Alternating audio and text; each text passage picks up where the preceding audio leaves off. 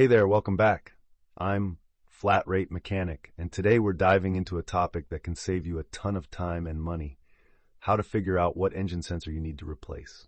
Now, let's be honest, when that pesky check engine light comes on, it's so tempting to just start swapping out parts.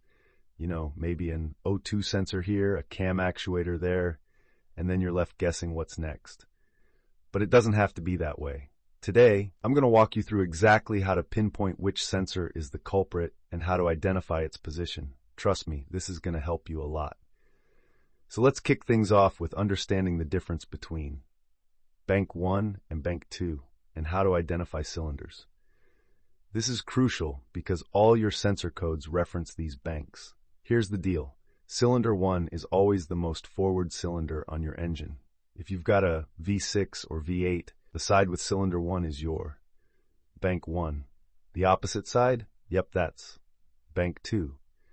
Now, if you're standing in front of your engine and cylinder 1 is on the driver's side, you're looking at bank 1 over there. But here's a twist. Sometimes, depending on how the engine's mounted, bank 1 could actually be on the passenger side. So don't just assume, make sure you locate cylinder 1 first. And here's a pro tip. If you're driving an inline engine, like a straight 4 or 6, you've got it easy. You only have bank 1. All your sensors are on that side since there's just one cylinder head. Now that you know your banks, let's touch on the intake and exhaust sides of the engine. On a DOHC engine, which stands for dual overhead cam, you'll find an intake side where air flows in and an exhaust side where it flows out.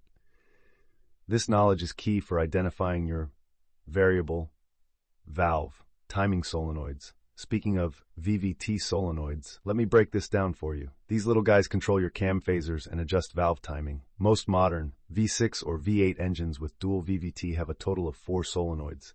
Here's the breakdown. Bank 1 intake. VVT controls the intake cam timing on. Bank 1 exhaust. VVT does the same, but for the exhaust. Bank 2 intake. VVT manages Bank 2's intake cam. Bank 2 exhaust. VVT controls exhaust for Bank 2. So, when you pull a code that says bank 2 exhaust, cam, position, actuator, circuit, you know precisely where to look. But here's the catch. These solenoids can look identical. You can't just eyeball them. You've got to track back from the cam positions to get it right. Now, what about O2 sensors? This is where a lot of confusion can creep in. You might see codes like bank 1 sensor 1 or bank 2 sensor 2, and understanding what that means is critical. Bank 1 sensor 1 or BWS1 is your upstream. O2 sensor located before the catalytic converter, usually right in the exhaust manifold. This sensor plays a vital role in controlling your fuel trim. On the other hand, bank 1 sensor 2 or B1S2 is the downstream sensor after the catalytic converter, mainly monitoring cat efficiency. And guess what? The same pattern applies for bank 2. So sensor 1 is always upstream and sensor 2 is downstream. Easy to remember once you know it. But before you start unscrewing things, here's a critical safety reminder. Exhaust components get super hot.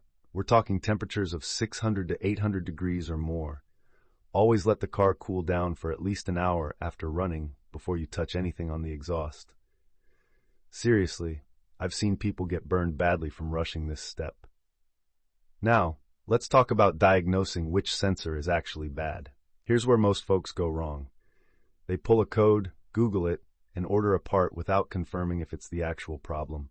A code tells you where to look, not what to replace. For instance, if you pull a P0141 code, which stands for O2 sensor, heater, circuit, malfunction, bank 1 sensor 2, the first step is to check that sensor's wiring and connector. Look for corrosion or broken wires. Many sensor codes are actually wiring problems, not bad sensors. Next, check live data. Watch what the sensor is doing. If it's stuck high or low or switching too slowly, it's probably time to replace it. And here's another tip. For VVT solenoids, if you see a cam timing code, don't rush to replace the solenoid. It could be low oil, a clogged passage, or even a stretched timing chain. Always check the basics first. Alright, let's quickly recap some common mistakes that can cost you money. First off, don't just guess based on the code alone. You need to test first.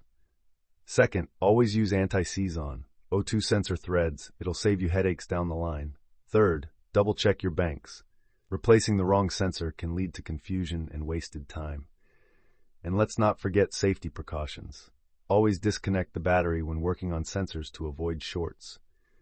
If you see anything suspicious while diagnosing, like a raw fuel smell or heavy knocking, stop and consult a pro. So remember this.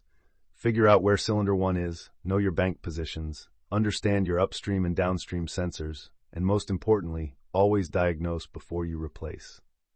If you can take the time to test and confirm which sensor is faulty, you'll save yourself a ton of frustration.